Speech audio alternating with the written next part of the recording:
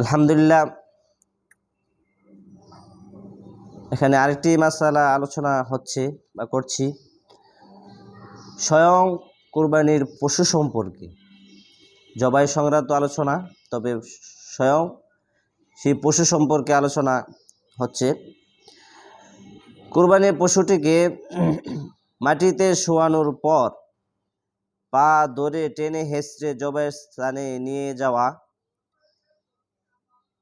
অথবা জবাইকৃত পশু সম্পূর্ণ নিস্তেজ হওয়ার পূর্বে পায়ের রগ কাটা বা চামড়া খসানো, তার থেকে চামড়া খোলা বা এই রগ কেটে ফেলা এবং ছুরি দিয়ে পশুর গলায় আঘাত করা,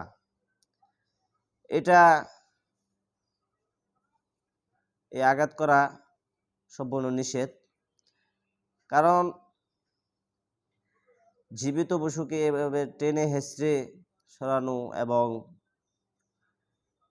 তার দম পুরোপুরি যাওয়ার পূর্বেই রগ কেটে ফেলা অথবা তার গলার মধ্যে আঘাত করা, এখনও তার জান পুরোপুরি বের হয় নাই, এটা পশুর জন্য কষ্টকর।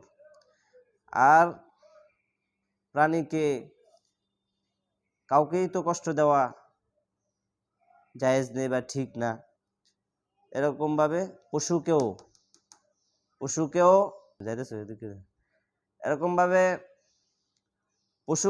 কষ্ট দেওয়া, যদি তাকে টেনে হেঁচড়ে আনা হয় বা তার গলায় আঘাত করা হয়, তাহলে সেই পশুরও কষ্ট হবে। এই জন্য এটা করা সঠিক হবে না, এটা করা নিষেধ বা না করা, এটা না করার জন্যই এটা বিষয়টা নিষেধ থাকবে, যেন না করা হয়।